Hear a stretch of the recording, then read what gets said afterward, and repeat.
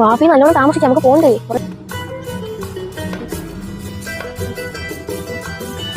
നല്ലോണം താമസിക്കല്ലേ.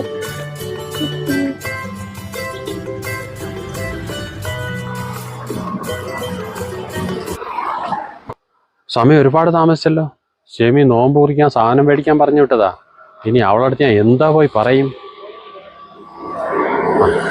ഐഡിയ, വണ്ടി കേടായെന്ന് പറഞ്ഞേക്കാം. പോവാ.